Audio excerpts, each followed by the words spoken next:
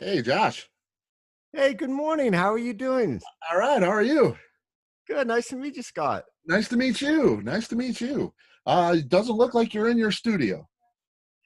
No, I'm actually in lockdown. Welcome to LA. Yeah, how about it? Aren't we all, though? Shoot. It's actually that we have a music room here, so we have a whole Pro Tool set up here as well, Very cool. and so we do a lot of recording here. But yeah, we still go to the studio masked and all, and Yeah. you know, Yeah. Well, at least you're getting there, you know? I mean, you I mean, mask is better than not getting there, right? well, yeah, exactly. I mean, we've been amazingly productive considering what we're up against. But yeah, we go to the studio full mask, disinfected, and I used to be a hazmat tech as well. Oh, well, So there you go. I All right. mean, yeah, that really serves me well right now, No So doubt. No doubt. so so That's good. yeah, but yeah, we do a lot of damage here in the music room at home. Yeah, So we cool. have all the mics and the Pro Tools set up, and so we do a lot of work here. And then when I absolutely have to do drums, in the live room and everything, then I go to the studio. Cool. Cool. Now, you're working on Pro Tools. Are you sharing files? Oh Or yeah, yeah. yeah, Okay. So yeah. I you're work on Pro Tools, and Mark does Cubase. So we'll send Mark the files, and he'll have it on his end, and so it's cool. really easy to do. Cool. Now you're in North Hollywood, right? Yeah, Okay. yeah. I live up in Valencia area, and my studio's up in North Hollywood, Cool. Cool. Now, Mark's in Nashville. Nashville, just south of Nashville. Yeah. Okay. Both of you guys just took Vegas and goodbye. That was it. I had Well, enough of Vegas. well, my family still lives there, and my mom and dad, passed a few years ago, but our family home was there all those years, and all my older brothers is still there, so it's still home. It's always home to me. But I remember when Mark got signed. Um, he went with Vinnie Vincent, and then Right. he had went to L.A. and then rolled over into Slaughter with the Chrysalis deal, and so he was down there. And then they'd went up to Vegas. Mark came back to Vegas for a little bit, but I don't think I think the town had changed from what we knew. We Okay. always comment on how small it was. It was a very little town. Yeah. So Yeah. That's weird to say that, does Vegas do anything small? well, when we were kids, it was like, well, my dad moved there in the 50s. He was a well-known piano player, and he moved there, and he was with Louis Prima back at the time. Wow. So like all their hits, he was on Just a Gigolo and I Ain't Got Nobody. It was my dad playing on all those tunes. So Wow. That's so and so cool. he went to Vegas, and then he would work with like Count Basie, Sarah Vaughan, all the people up there. And so that was like the spot. The Rack Pat was there in the 50s, so he was East Coast and then went to the conservatory in LA, after the war, and then he went to Vegas in 55 because it was a booming town, Yeah. I and bet, especially for what he played and what he did. exactly. It was cool. So when we grew up, it was, I remember it being 40, 50, 60,000 people. It was very small. Wow. And I mean, literally, you'd be kids and you'd go out in the desert and build forts. That's so You'd find 2x4 lumber, and you'd put studs up and put planks over it, and you cover it with dirt. Never once did you think, I wonder if there's black widows, scorpions, tarantulas, and rattlesnakes out here. yeah. I mean, yeah, we were, I guess, too dumb to know better, but Well, you're invincible at that age, right? it was fun. I mean, we had these elaborate, like 10, 20-foot underground things that nobody knew were there. And it was all, the the wood was going like this. Little did I know, it was like ready to cave in. But I think anybody that grew up in Vegas knows we were all like little desert rats. We would burrow under the ground and put little forts in there as little kids, and That is cool. and you'd steal magazines and go down there, and God forbid you found a Playboy and you'd Right. share it with your friends, and it was that sort of thing. So it was really cool. Everybody knew everybody. But Wow. um, when Mark got the deal and he had moved, and I know when he came back, I think it was, the town had changed, and it was that for me too. It was I was always into studio work, and LA is kind of where I had to go. It Right. was just a Gotcha. logical step. Um, but I do miss it. I do miss Vegas in a lot of ways. I miss the old Vegas, what was really fun, you know. I'm a kid who grew up on north side of Chicago, and it's just a lot different than a Vegas type of city. And Vegas was kind of like Hawaii in that destination thing where I always wanted to go to Vegas because it was Right, Vegas. right. Just like every kid wants to go to Hawaii kind of thing. And there's nobody like resides in Vegas, right?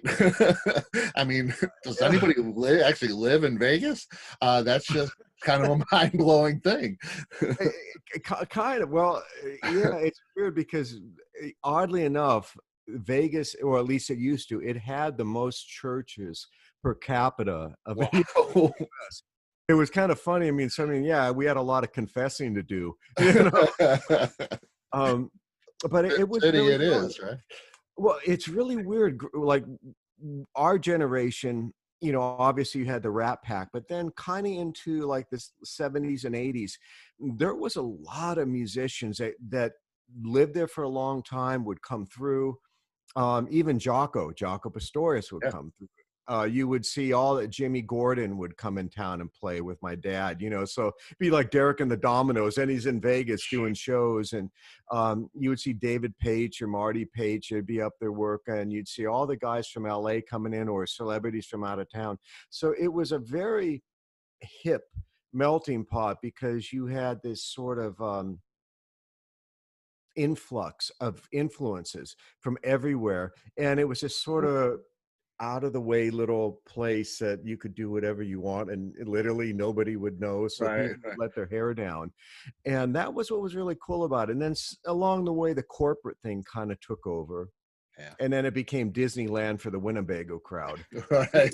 Hey there. Hey, Mark, how are you? Hey, Good. morning. I apologize. We got a massive rainstorm that's coming through right now, so my internet was out for a second. So Okay. the joy of it all. How are you? Okay, how are you? Good, man. Real good. Just keeping busy. All's good in the hood, man. Yeah, that's cool. And your hood is Nashville. Nashville, just south of Nashville. Yep. Nice. Another guy in a music room, obviously. Right. Yeah, I guess so. It looks that way anyway. Yeah. You find out it's all a background. It's just it's all backdrop. Exactly. It's the green screen. The green screen is amazing. Exactly. Now this is where you'll record and send them to Josh, and Josh is where he records sometimes. And you guys, did you put together? I only have the one tune, so did you put together this one, the Seven Angels song that way? Well, I did my part guitar-wise in this room. Josh did it at the studio, the Steakhouse studio. Cool. So Awesome. Now, I got the one sheet on my desk, and I got to address this with you, Mark. It says Seven Angels, and it has all the band members, and then it has special guest artist Mark Slaughter. And I thought, okay, it kind of threw me a little bit. I said, is this a one-off thing? What exactly is Mark Slaughter's role in Seven Angels? Well, I think what it is first off, Josh and I have known each other a lifetime. Literally, we knew each other as kids, and we both dreamed of having success and doing this in the music industry. And Josh played on my last solo record. I played on George's record as well. And then he said, I have this other track of this band I'm working with, Seven Angels, that I'm in, and da-da-da-da. Let me send you over a couple tracks. So he sent over the song, and I said, wow. I said, the vocals sound great. What would you, I wouldn't change a thing. And he goes, well, no, I want you to play guitar on it. And I go, oh, okay, great. So he allowed me to do what I love to do, which is write and also play and bring in the sonic side of what my interpretation was. And they liked it, and I liked it. And, who knows what's going to happen next on this, but I think we're really just trying to put good music out there right now, and hopefully if there's a few shows down the road, that would be wonderful. But, more importantly, we're trying to get the music out there. Yeah, shows. What are those? Yeah, right now, not right now. Exactly. Slaughter's not even working, Yeah. Wow. Yeah. And what do you guys have been doing about 50, 60 shows a year, right? Yeah, average. Yeah, and right now it's just we haven't done shows since March, so it just kind of boom, it hit, and we're just kind of we're watching all the year go. There were a few shows and that were doing social distancing and everything else, but it's just like I don't want to be the bug zapper and to attract the moths to a show and get them sick. I mean, it's just that's not. Until they have this under control, I think everybody just kind of needs to do their part. Yeah, totally. And I'm a photographer as well. And, I miss shooting in the pits and stuff. And it hasn't happened since, I don't know, I Right. forget the last show I did, but, Right. it's a thing, and we got to just wait it It out. It is. And I think the thing is for us all to do is just try to do, what they're asking us to do, which is social distancing and, not being an idiot. And, it's, then we can get through this, get this virus behind us. Yeah, I can't wait to get back to the old days the way it was, see some Yeah. shows. And Absolutely. now you guys have known each other, what, high school, right? Yeah. Yeah. Yeah. Okay. Beginning of high school, like ninth grade. Cool. Why were you guys ever in a band together? And why didn't we get, a band collaboration, Seven Angels, 35 years ago? Well, I mean, I think we're in bet. different spots too. Mark had already was getting successful with Excursion with his first band, Okay. and he had already had one or two records out, I think, when we were in school, and it was getting play over in Europe. And then, like I say, he got with Vinnie Vincent, and that just kind of took life, And then in our end, I ended up like I say, in LA doing studio work. So we had kind of both, like Mark said, this is what I want to do. Mark already knew as a young kid, this is what he wanted to do. He set out and did it. I knew what I wanted to do, and I went out and set out and did it. The part I regret was that I didn't include, I wanted to be rich. I wish I would have said that. That would have been a nice little bonus, but, but, along the way, Bob Reynolds and Jesse Vasquez, the rest of the band, I go back with Jesse pretty much 30 years and Bob 30 years. Bob, you might remember Grave Danger. Bob was from Chicago. Yeah. So he was in Grave Danger, and Bob was worked with the guys in, he was in Fierce Heart, who has another record coming out. And so Bob had done a lot of session work out in LA, and it turns out we were neighbors forever, and same with Jesse. And Jesse was a well-known session player out here too. So it just took a long time for everything to kind of go like this. And it was one of those pet projects. We kept going, we got to do this, we got to do this. And then we finally, a few years ago, started putting it together, but everybody was being pulled in different directions. And then when we finally revisited it, because of the coronavirus and everything, we had a minute to breathe.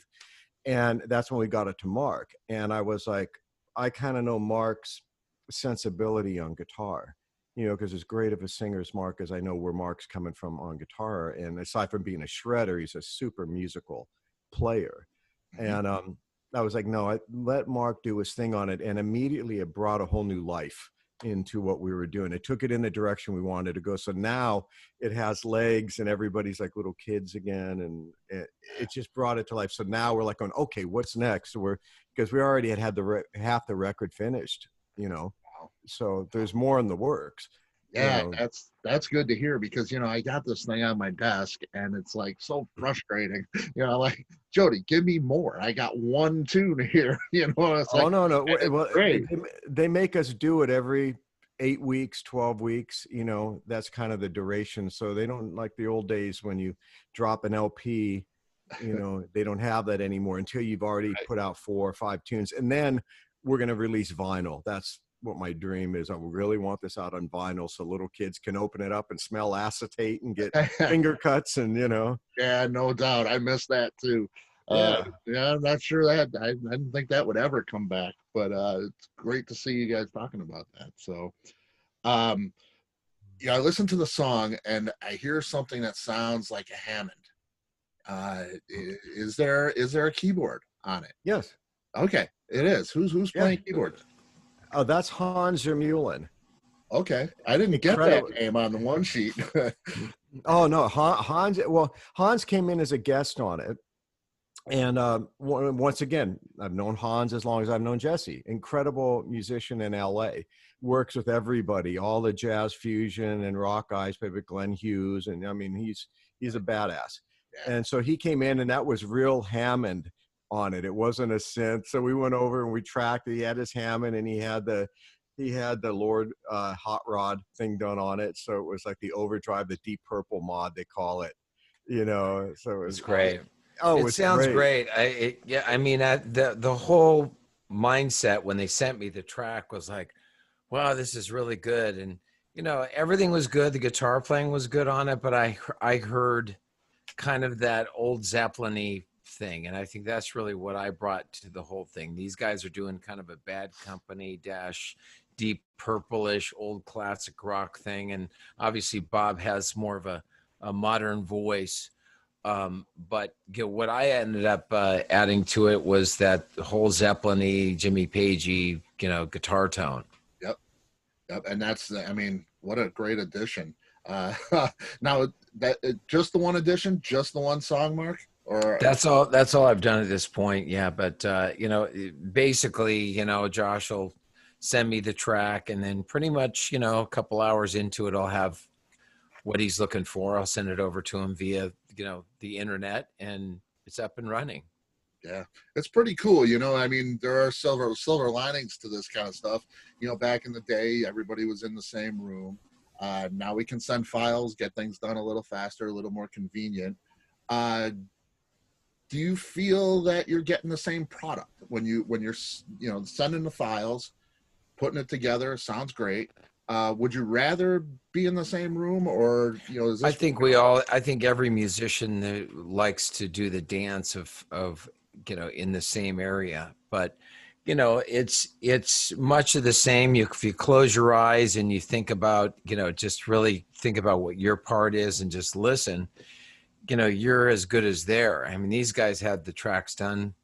Pretty much the song was finished except for the intro, kind of that, that the front part of the song, which I actually threw together I said, does this work? Because I didn't know if I was going too far last when I sent it over to him. Josh's like, no, I talked to Bob. That's exactly where we want to go. So that's how it ended up going that way. Cool. Now we've mentioned Jesse Vasquez, the bass player for the band, numerous times now. Session guy for the most part. Funky Latin stuff. Was that any influence on Seven Angels material? Oh, very much. Yeah. I mean, because Jesse's the kind of guy, he's just soulful. I don't know how else to explain. He cracks me up because he's crazy. It's sort of like you have Robin Williams in the band. There's a little bit of that manic bipolar going on, which is awesome. So you never know who you're going to get. And it's awesome. He comes in, so you always pretty much laughing because, I mean, thank God a mic isn't rolling, and he goes in and he'll crack you up. So it keeps the situation a little more light. And then, but when he plays, he's just got this real natural, deep groove. There's a thing with a drummer and a bass player. You just kind of want that, where you feel time, where you feel the pocket.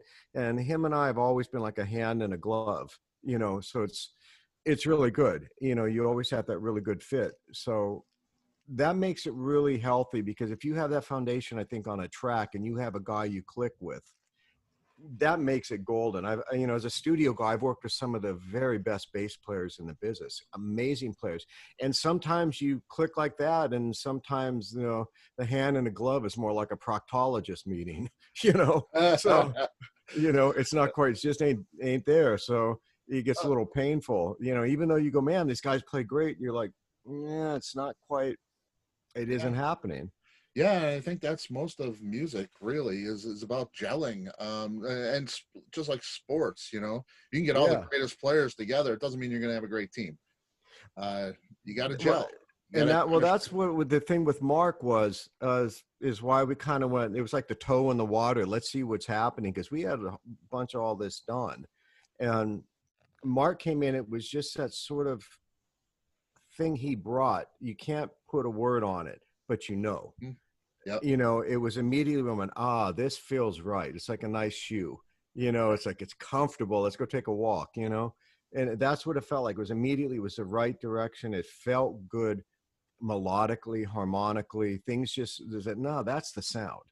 That was what I think we needed, you know, and that just And for brought me, life. it's where I came from originally. Again, Josh and I grew up together, and I played guitar, in the high school band, and Josh played drums, obviously.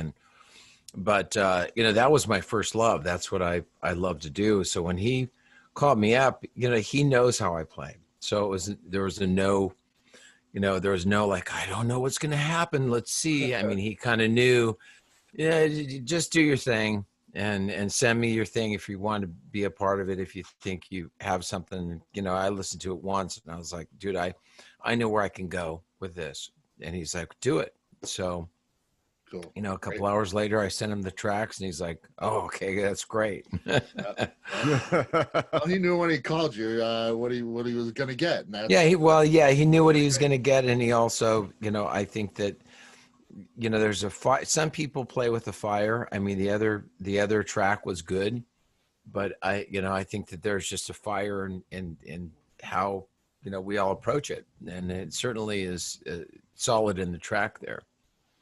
Yeah, it's great. And, we've mentioned Georgia, your wife, Josh, right? Yeah. Yeah. And that's strange because, a couple of weeks back, I got that press sheet on my desk and I listened to the tune. It's Bleed for Love and also featuring Mark Slaughter. There you go. That's where it started. That's when we started, hey, can you play guitar in this? And it's badass. It's such a great tune. She's fantastic. The guitar's great. I mean, it's just it's really great stuff. Thank you. Yeah. Now you guys have been in touch. You always keep in touch. Yeah. That's really great. Yeah, I mean, we've known each other a lifetime. I mean, there's a handful of friends that we all have in our life that we weave in and out, and but if it's a really good friend, you'll pick up right where you were last time you spoke. I mean, nothing really changes if you have things in perspective. That's excellent. That's excellent. Any good high school stories? The day you set Mr. O'Malley's desk on fire or anything like that? Ooh, what are the statutes of limitations on this? Yeah, and nobody's gonna say nothing. We'll make it up. It's fine. Well, I mean, there's the obvious ones. I mean, Mark used to, drive his truck through the hallways of the school. Mm-hmm. He would con the hall monitors because he had to bring gear, and he'd go. And the school where Chaparral was like, I don't know, 50 long steps. It was like a city hall kind of thing to get from the parking lot up these cement stairs.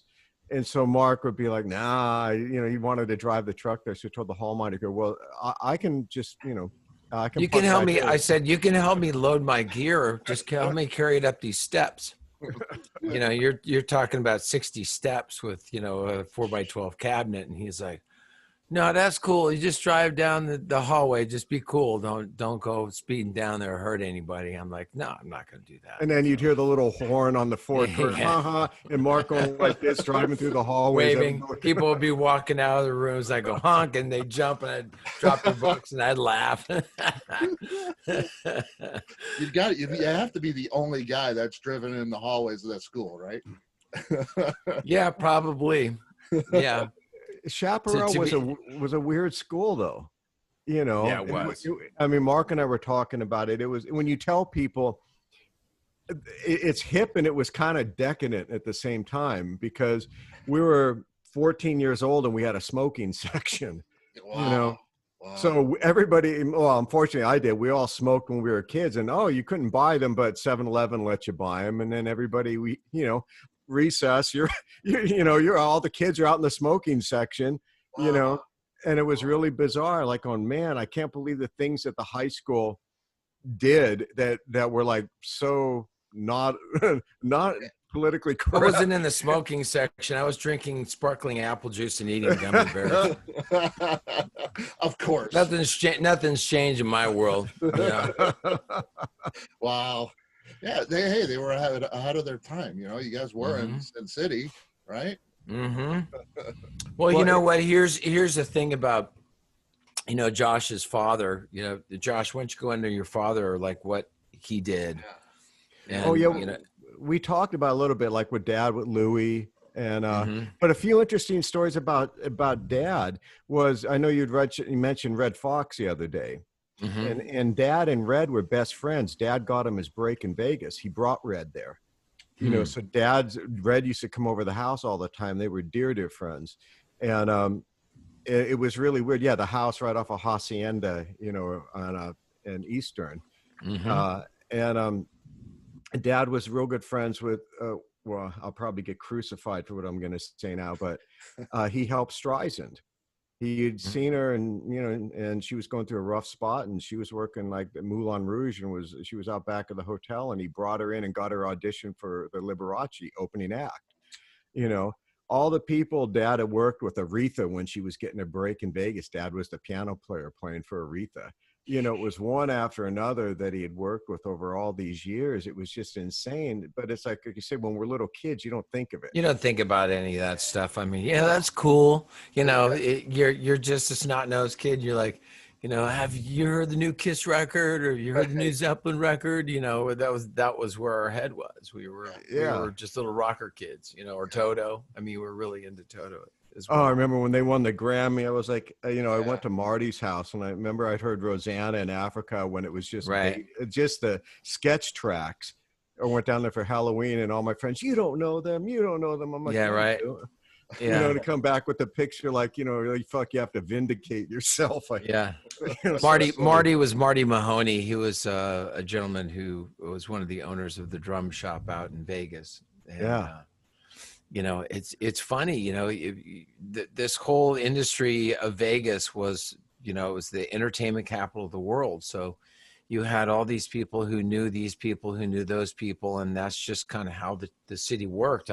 When I was, God, what was I? I was about 15 years old, and I had walked into Las Vegas recording. I mean, we were ballsy kids. I walked into the Las Vegas recording studio. I put on my Angel Flight jeans and walked in and had my guitar, and I said, "Hi, my name is Mark, and I play guitar. And if you ever need a session player, I'm down the road." And they were like, "Oh, really, kid? Well, go plug your amp in. Let's see what you got." So I went in and played, and one of the guys in there said, "I know this really good drummer that you guys should play together and do a project." And lo and behold, I ended up meeting Dean Castronovo, who Wow. later became the drummer for Journey. But he's like, "Dude, you got to quit school. Let's start a band." And I'm like, "I can't quit school. I got to go to school." It's like, we were kids, but Wow. what a great talent. All those Oh, people that you knew had the talent, even at that time. I knew Josh would always be able to, do what he did. And we've all known each other a lifetime. and that's so cool. That's so cool that you're still working together too. You're Yeah. friends Yeah. and working together. Yeah. It Pretty is. It's a good thing. pretty great. Josh, I got to ask you, how does it feel? You've done sessions your whole life. Your whole musical career. Um, you've got this band project. It's a little bit different for you, no? Yeah, it's actually really cool. I'd had it before, years back, and then right before the record was going to come out, the band disbanded, and it was heartbreaking. We were being produced. That's how I ended up at the steakhouse, actually. Paige had brought us in, and everything was ready to roll, and at the last minute, it imploded, and like you could just touch it, and it Yeah. was like, oh man, and it was heartbreaking. But I just stayed, and I always loved I guess the studio side of it maybe a little more, you know, because I'm more introverted actually. So it's nice that I could stay and play, and then from there I have ghosted on so many records that I won't mention. But you know, you ghost for drummers, and then I ended up ghost producing records that won awards, and I was like, okay, this is where I really started going, I need to produce. It was they clicked years ago when I got to really start producing, because I think my dad and my brother, their sensibilities between my brothers and my dad all kind of kicked in from the musical standpoint, that I really enjoyed production a lot, as even maybe more than playing drums.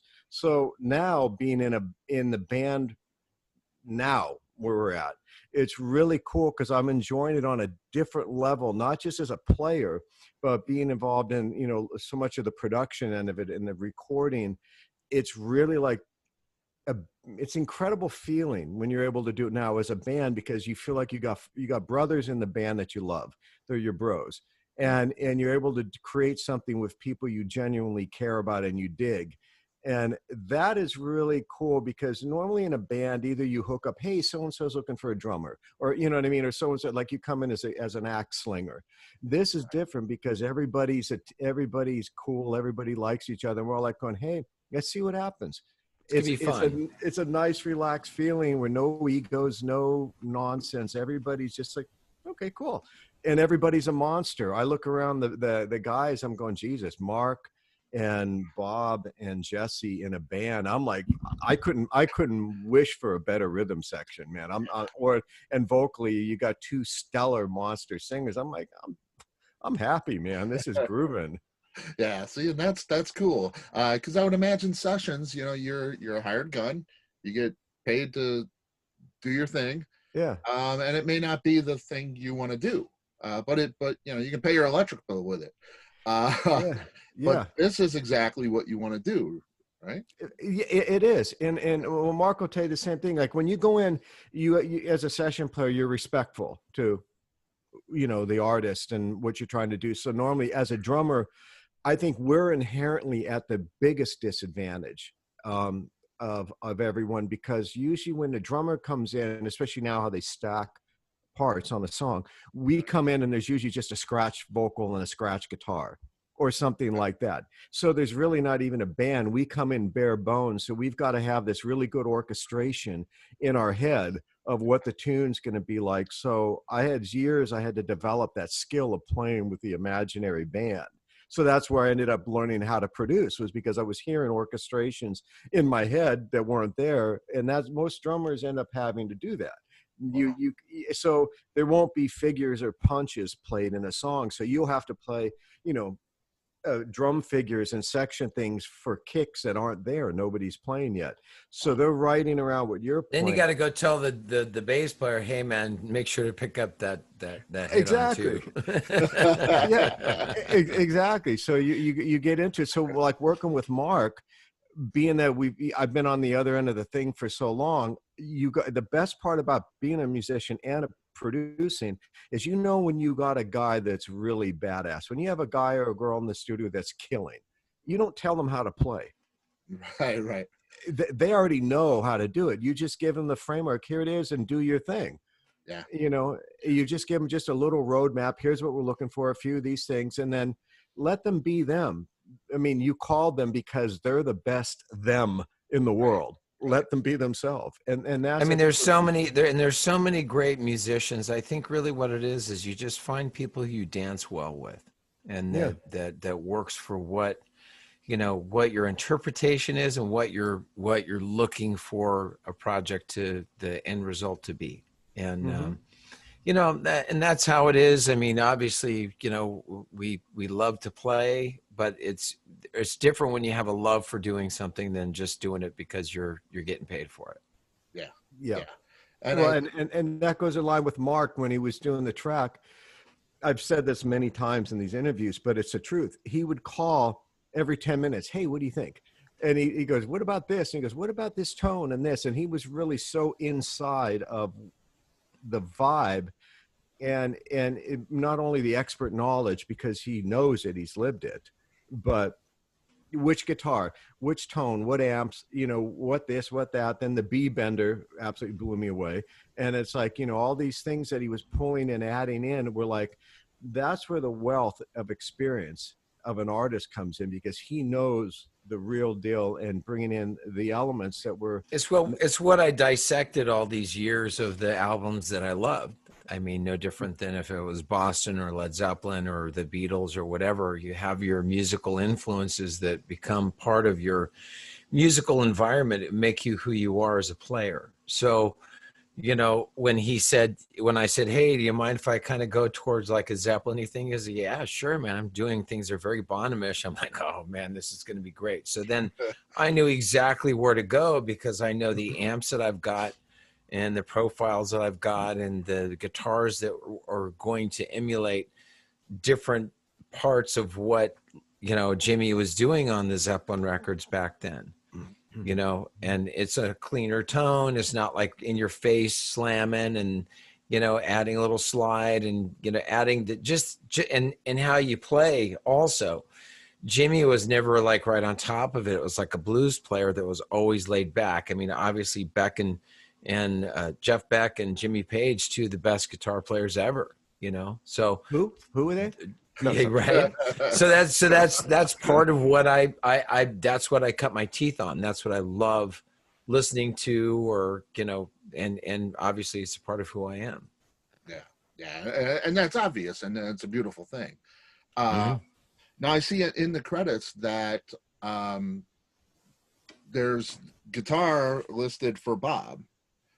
Does he play on the rest of the tunes? Bob played guitar on the tracks on some of the original stuff too, but Mark is doing all the guitars on this. Okay, that's all Mark on the track. Right, on just the track. No, I'm talking about like the other tracks. Except in the solo section, he's playing the rhythm through that. Right. I said that I don't need to change the rhythm. Let the other guitar player do that. I'll just play a lead there. Yeah. You treat it like a band. Okay, I'm gonna go make a right turn. You go left. You know what I mean? Yeah, totally. But like the other tunes, other than the Seven Angels song, the other tunes that are ready to go, who's playing guitar on those? Well, right now, Bob is playing a lot of the guitar on the tracks. A great guitar player, James Baker, is playing guitar on a lot of the tracks. Okay. So we're revisiting everything and seeing which way we're going to go and writing new material. Okay. So it's like back and forth ping-ponging ideas. The record was 5 tunes done, 6 tunes, Okay. And so now we're revisiting them, and Jody's we're going through, the promotional end of it. We're talking about when to release them out. So that gives us time to readdress everything and listen to it and go back and assess what we want to do for each track and put it out, because the old days of putting a record out is sort of over. It's kind of the Motown world now. I mean, you put out, a couple songs, then inevitably you put out a record, but it's more about the song that represents the band, or the artist, I should say. So was there any thought of Mark being the guitar player for the band on all the tracks? I mean, I'm open to it. I mean, the nice part of it is years ago there was like the rules were you're in a band and you're in that band, and you might guest on somebody else's record. But nowadays there really is no rules. I mean, there's a lot of my colleagues in that I've known over the years, and they're playing in multiple bands. And I think it's really the musical environment is just be musical. So, without overthinking it, it's just like if this has legs to where it's wanted in a live, mindset, then I'll be there with my guitar strapped on, Yeah. But right now it's we're just pushing the song. We're seeing the reaction. Thus far, people are really digging it. It is classic rock leaning. So it's not like a modern, this is just the typical modern song.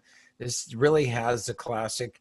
We're classic rockers. I mean, that's the funny thing is the stuff that we listen to are really, it's the oldies. I mean, who would ever think that Led Zeppelin is an oldies thing, but it is now. Yeah. We're the classic rock now. So we've just kind of graduated into that, or grandpa instead of great grandpa, But it's pretty cool. I'm seeing newer music on that Greta Van Fleet kind of thing. Kids are Right. listening to that.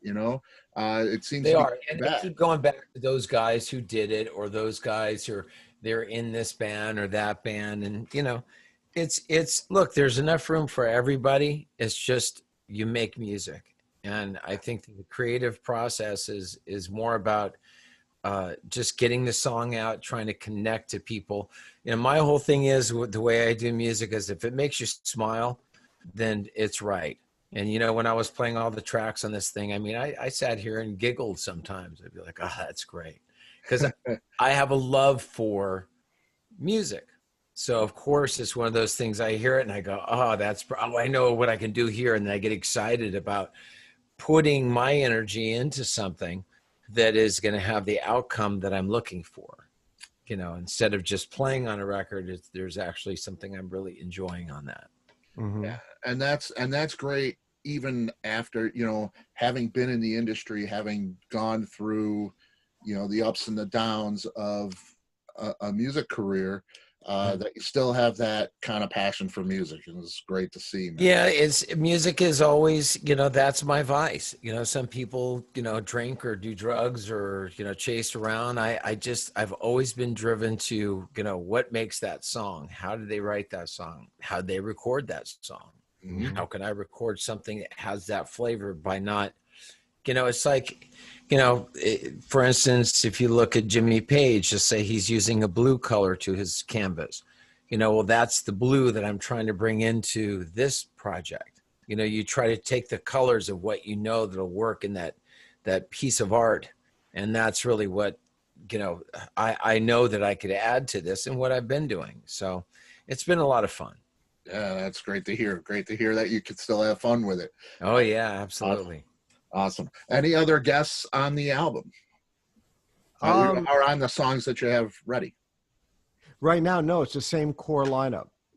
Great. We're working on something with Georgia right now. And so that's going to be cool. Well, actually, even on Georgia's track, that is basically Seven Angels. That really is the whole band, too. So it kind of worked out that way. It wasn't intentional, but it worked out that. Badass tune. It's really, really great. And she's like a modern day, Pat Benatar and what she does. I love her voice and, the way the songs went. Yeah, and there's another one coming that Mark played on as well. There's that'll be out in another maybe month. Fantastic. By the time it releases. Yeah, and the solos are just hellacious. I was just laughing going, man, it's like, it's really cool because I'm hearing, three different style solos that on these different tunes, like Mark's playing sort of the Zeppelin Jimmy Page thing on the Seven Angels, but then on George's thing, he's straight up like shredding. Mm-hmm. This is like a whole different thing. In the middle is like, yeah, check this shit out. And he's just He told me, he goes, do what you want. So like I'll do one like melodic thing. Okay, I'm gonna give you a couple things, and I give him like a really melodic solo, and then I have one that I'm just like, foot on the gas, let's go for it, And I said, well, which one did you go for? He goes, well, we went with the shredder one. I'm like, really? Okay. Mark had like the Neil Sean one he put on there. I mean, you could have went with any of these. It wasn't like not either of them were bad. They were all killing. It's just which one did you want to pick? And the one that was the shredder one was just kind of like, yeah, that was just kind of like, it kind of had a throwback to like, oh, there's some Steve Vai, there's some Eddie Van Halen, there's like some serious playing going on. And that's kind of fun when you hear a track and the guitar kicks in, it just smacks you in the head.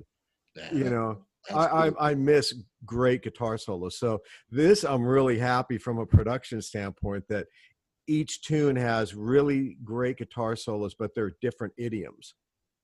So it's, if somebody's listening, it is different. I haven't thought about it that way, but yeah, again, it's what the song asks for. Well, that's a big feather in your cap. I mean, idiom wise, when you can call somebody and you don't have to call 5 guitar players to play different solos. You can call one person to come and say, blow this one down, and then they're in the right, they put the right suit on for that, and then they go to the, you know, then they go to the next tune, then change the suit, and then they nail this one. And it's just really cool where one guy can flip on a dime and go, yeah, I get it, I'm going to do this, and then and has the chops to do it. Yeah, That's, you know, and I would think you see that a lot in the studio guys doing studio work, because you do and you don't. okay. Sometimes you do, but sometimes guys in the studio are also very stylistically them. You call them for them. Okay. You know, there's a lot of great guitar players that you'll call, but you always know it's them. There's always that big thumbprint. You know, I mean, I will say, like Steve Lukather, for instance, you know, he's that type of guy that can he fits to the song. He's a session player. Amazing guitar player. Yeah, just, you know, he knows what to do and where to do it. But I mean, if it came down to shredding, he can keep up with anybody, if not, you know, blow him away. So yeah, I think that's really what I've always tried to be as a guitar player, is just be versatile and not just do one thing. Well, I had to laugh when the Hairfest thing that you did before Irvine closed. Mm-hmm. You know, Irvine Meadows, when they went, you know, belly up, and there was a Hairfest, and it was Yngwie was following you, I think. Mm-hmm. And Blando's guitar died out in the middle of the thing, and there's like, ooh, you know, the crowd like, oh no, what now? So Mark just walks back to the back of the stage. He gets his guitar, plugs it in, he kind of fiddles it for a second, walks up front, and then pulls out like a 10-minute Eddie Van Halen Eruption solo. And the kids that didn't know he played went, you know, you see everybody stop, and he just shredded the shit out of it. Well, there's a backstory. It was Tim's guitar, Tim Kelly, that we played last time that guitar had been there, was with Tim. Yeah. So I was playing his guitar that had made it back to me after he passed. And it was like one of those things I like, let's see what this can do. Oh, not me. Let's see what the guitar can do. And I have to tell you, it was like, I love Yngwie, but any day of the week, I saw both solos. I watched all the sets. I'll take Mark any day. You're very kind. No, Yngwie's amazing. He's amazing. Like but this was like, Mark went out there and was like, you had sort of Eddie Van Halen met Jimmy Page and Brian May, and he was right at the front, and the crowd was just like, what? He can do that? Now back to the Slaughter show. Anyway. It was fun. It was fun. Yeah, and that's what it's about, you know. Well, we're entertainers. Again, you know, from where we grew up in Las Vegas, it was the entertainment capital of the world, and we learned how to entertain, whether it be from, you know, his father and going to see his dad play, or me going seeing shows, or, you know, all these incredible acts were coming through.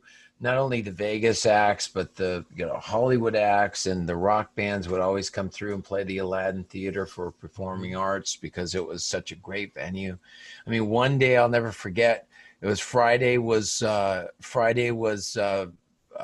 Halen, and Saturday was Rush. I mean, 2 back-to-back shows. It was like, I gotta go to both shows. Like, that was what we did. You know, that we just loved seeing the music live and being a part of that experience.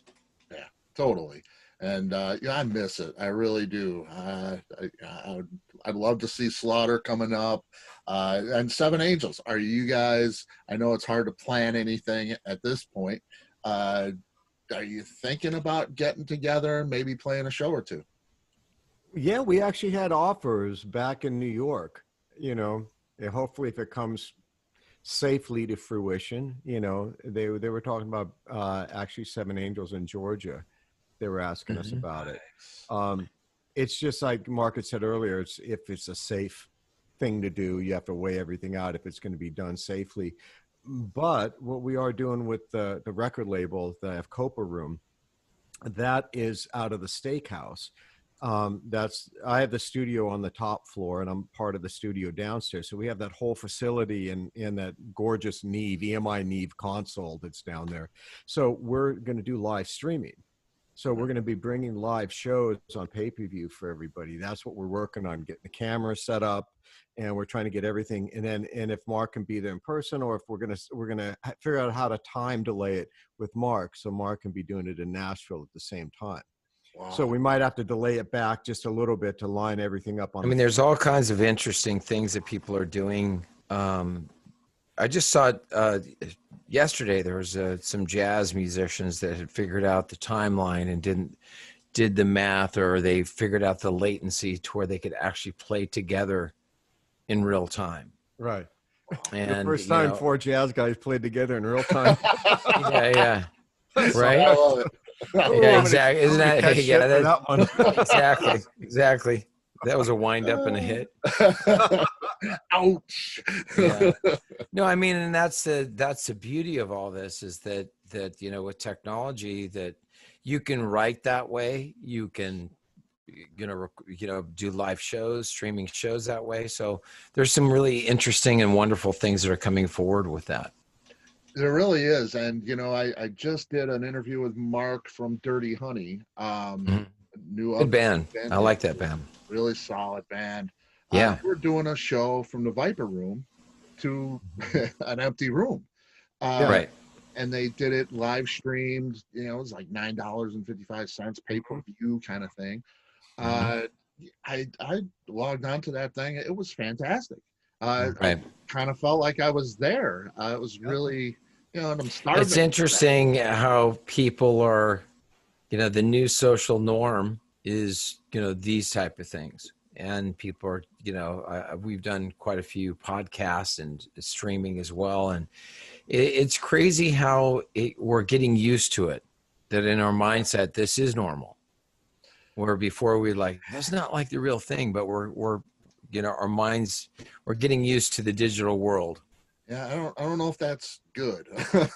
It's good on one hand because we kind of have. Yeah, the good thing is you can go get your beer out of the fridge and it don't cost $8.